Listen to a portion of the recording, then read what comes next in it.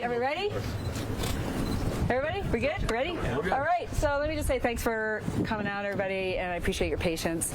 I visited there's about 115 or so CBP officers that are on duty right now, and I just wanted to get down. I've toured this facility many times, but to thank them for continuing to work, thank them for what they do every single day, but especially during the partial government shutdown, that they're continuing to work and continuing to make sure the cross-border commerce happens and that our security happens. So just looking them in the eye, doing kind of a morale check and letting them know that I'm standing with them during this time, and I'm trying to find a path forward. You know, I'm standing with them by also foregoing my own pay, by introducing the Pay Our Protectors Act, which would provide pay to those law enforcement that are on duty, like the officers and the Border Patrol agents that are also out here as well, and then finding a way forward to open up the government and secure the border and support them. So I just wanted to kind of see how things were going, talk to as many officers as possible, and see how they're doing.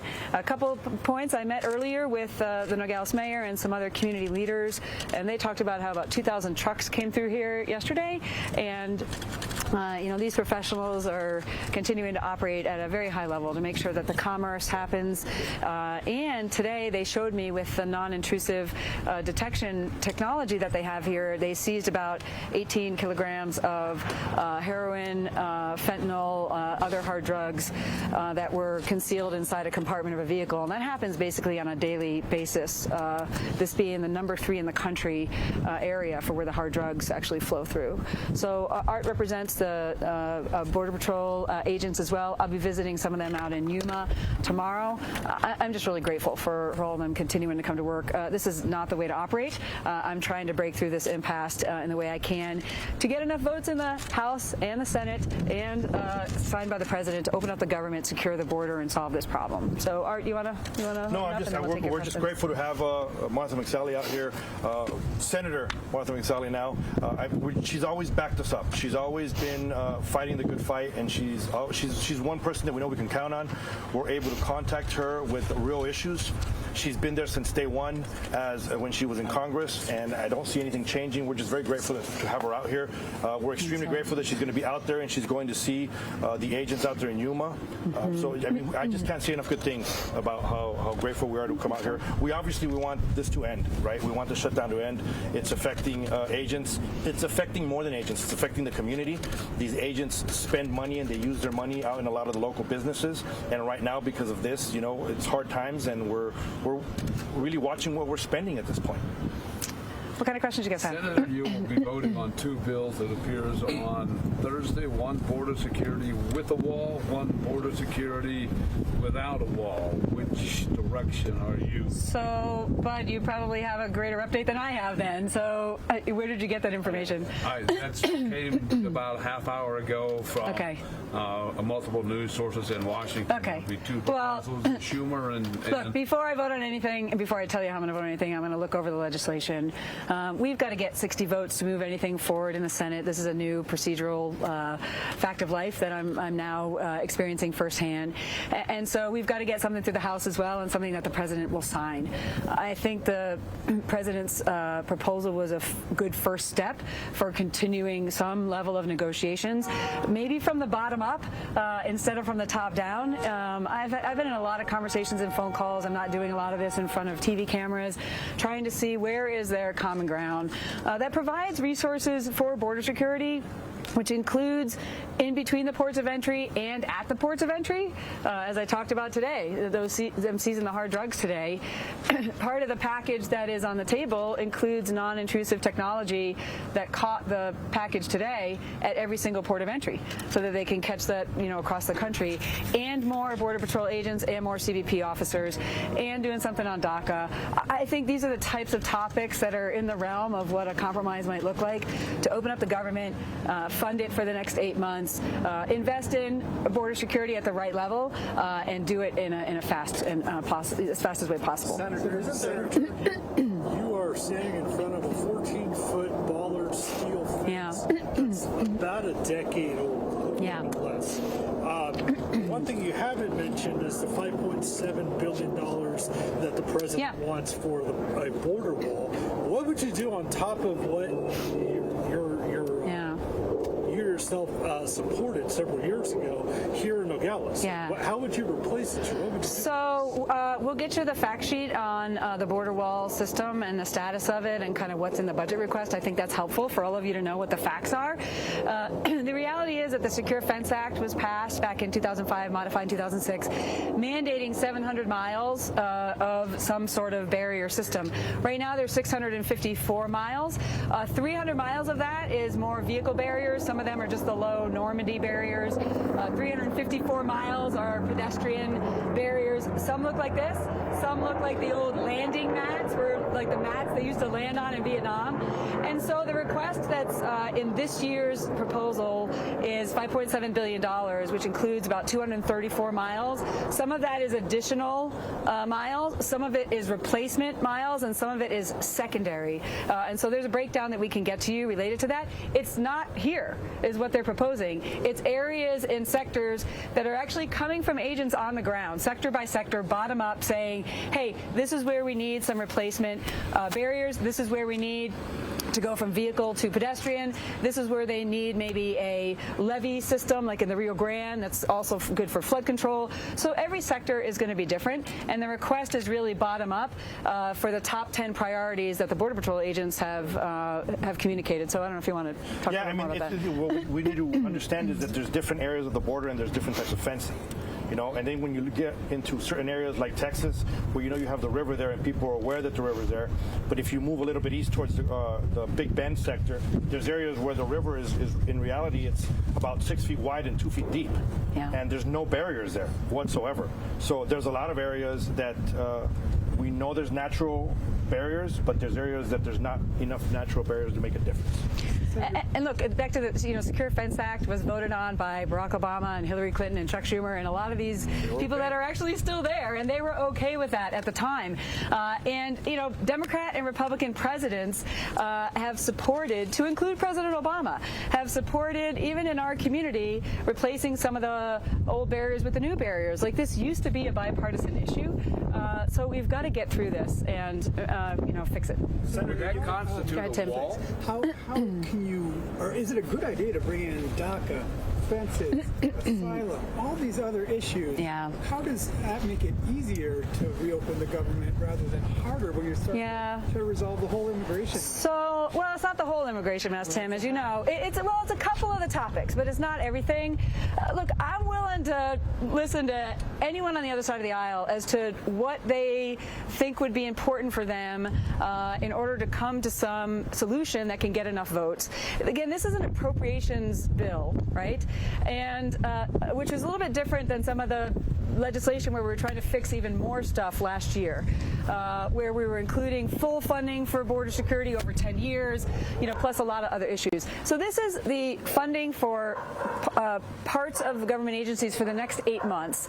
And if it's going to take having a conversation about DACA in order to get some Democrats to vote for it, let's have that conversation. I think that's really what we're saying is, if you want to amend the bill, then come up with your amendments. If you don't like some things in the legislation, let's talk about what you want to take out. I mean, this is what reasonable people should do, sitting at the table trying to find a solution to this issue that can get through both houses and on the president's desk. Reasonable people shut down the government. Yeah, I know that's a bit of an, look, I can only speak for myself, which is like when I served in the House, now I'm in the Senate. I try to make my decisions based on facts. I try to figure out what the objective is that's actually doable, and how can we figure out how to address the issue and solve the problem. In this case, most people want border security. Most people realize that includes some barriers and some replacement barriers and some new barriers. Most people do want a solution, a way forward on DACA, while addressing the root causes of why we have a DACA population in the first place, so we don't find ourselves in the same situation in the future. So I'm grounding myself in those facts and the realities of the climate of today, and what we can do to get 60 votes in the Senate to try and move this conversation forward. Aren't there things on the table that we could table the discussion of the border wall and open back the government? Like you said, there's Border Patrol agents that want to get paid. I believe there's a bill in the Senate that could be voted on. So, I mean, I'm not sure what bill you're talking about in the Senate. Look, I'm for funding the government. I'm not for shutting down the government, just to be clear. That's not a way for people to work out their differences. I met a lot of people today who are really struggling, and they're coming to work, and they're still doing their job to make sure the commerce happens, and your agents that you represent, while they're concerned about their rent payment, they're concerned about their mortgage payment. This is not a game to me. We need to open up the government and secure the border. We should be able to do both. But look, I was a part of an effort last week, a bipartisan effort, trying to say, basically, give us 3 weeks. Let's take the supplemental request. Let's mark it up through committee. Let's see if we can get something out of the Senate that actually does this on a 3-week CR. That got some traction, but we didn't get a lot of people on that letter and that effort. And now we're going to start voting on some other legislation. So look, I'm trying to be constructive so that we can open up the government and secure the border. Senator, when would we've been closed for 2 months. When would you consider signing onto a bill that would override a veto? At what point? 3 months? 4 months? So I don't agree with the way you framed that question. So I've not been given the opportunity to vote on anything yet related to this issue. I've been in the Senate for about 2.5 weeks now. I've had a lot of conversations with the White House and other senators about what is in the art of the possible that is a way forward for us. And I will get the opportunity to cast votes when I get there this week.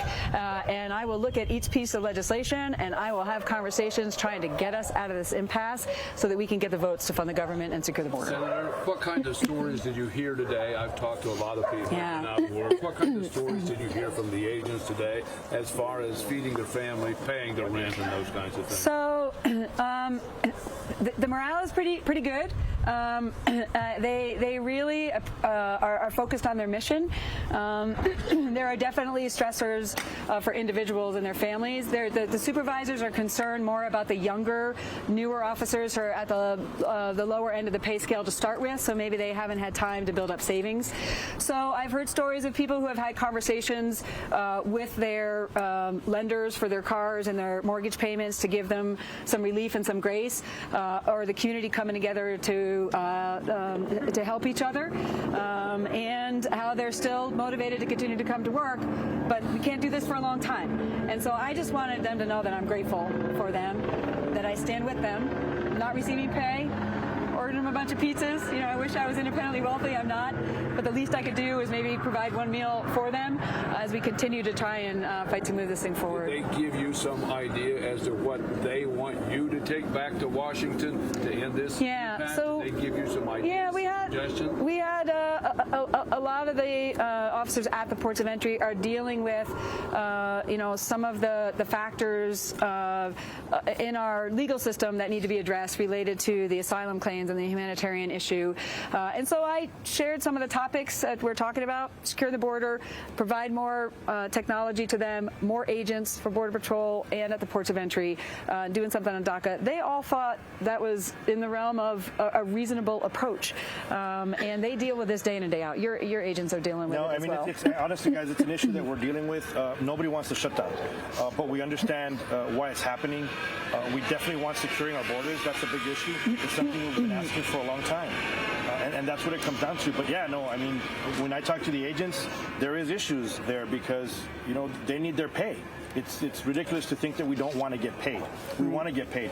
We've reached out to I myself have reached out just as a representative of the agents. I've reached out to different mortgage companies and trying to see what kind of leeway. And to be honest, the majority of them have said, we don't have anything to offer right now. So it is difficult for some of these agents when they're thinking about their pay and if they're thinking about their bills. Yeah. It's a big issue. But border security is a big issue for us right now, too. I don't think we have a definition, and I've talked to former senators about this and congresspeople about this. We don't have a definition for what border security is, and until we come to a definition on that, we're just floundering, and that seems to be where we are.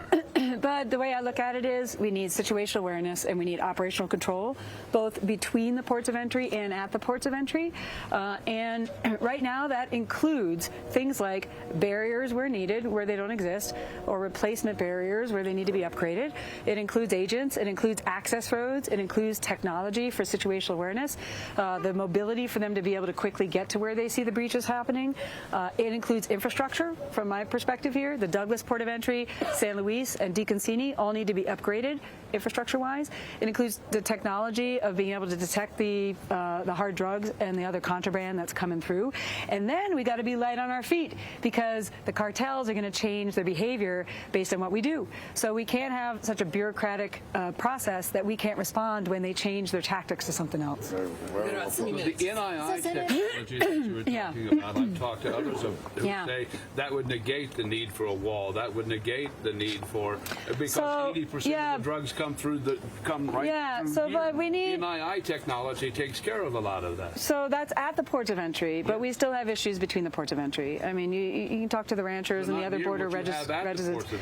We still can do both, but is the issue. No, I mean, that's a big issue. I think, because I've answered that question about the majority of the drugs are coming through the port of entry, and I think everyone keeps using the story of those smugglers in the Chapo case up in New York and saying, hey, that's what they said. I think we shouldn't be listening to smugglers and what they're saying of how the drugs are coming. Well, we're using CBDs on the stats. Come on. No, I understand the stats at the same time, but you also got to remember that. So Arizona is very complex because we have different types of fencing throughout the entire state. And that's what you need to understand. So there are gaps that are more prominent than others.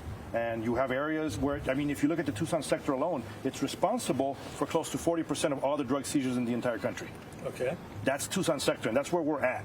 Those drugs are not staying here; they're coming through, and it's a big deal. Are you saying most of that is coming over vehicle barriers? Not here. So it's as a whole. I don't have the statistics to tell you exactly where they're coming through, but as a whole, what they're seizing, over 40% is in Tucson sector, and I'm speaking for what I'm getting from the agency that I work for. So I'm not speaking on their behalf, but when I speak to their leadership, right now. Correct. No, we're discussing border security, and that's the whole point. Like that includes barriers between the ports of entry where needed, from the bottom up, right? Not 2,000 miles, sea to shining sea, bottom up. What's in this year's request is 234 miles, again, which includes replacement barriers and some new barriers, levee wall, that type of stuff.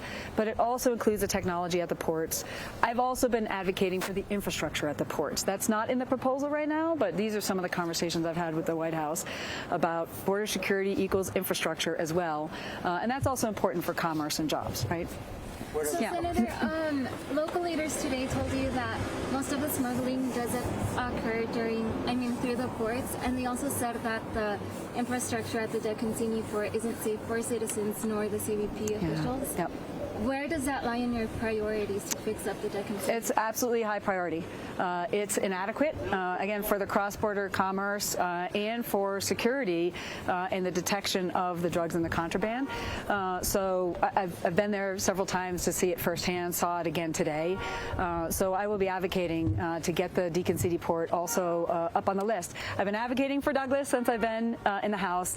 San Luis and Decancini are also necessary for the infrastructure upgrades. One more question, guys. Yes. Senator, I know that you spoke with Mayor Guarino today and some other leaders. I spoke with him after he said that what he emphasized to you, his number one priority is taking down this concertina wire. He said that's bad for Nogales, that's bad for tourism, that's bad for their image, bad for business. Yeah. Would you support a plan to take some of this down? I know this was put up in anticipation of a caravan that never arrived.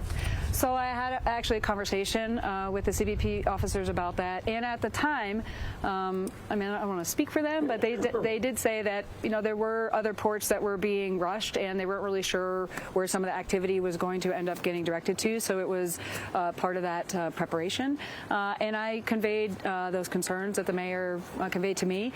So we'll continue to have conversations about what's actually needed around the area here in order to make sure that we keep the community safe, but we're also attracting business and cross-border commerce. And by the way, speaking of cross-border commerce, it is a high priority to get the USMCA agreement ratified, the NAFTA follow-on to NAFTA, because that's really important for Arizona as well. So I know we're very much focused on stopping the shutdown and addressing this issue, but that's also the conversations that I've been having since I've been in the Senate. You'd be willing to take some of this stuff down?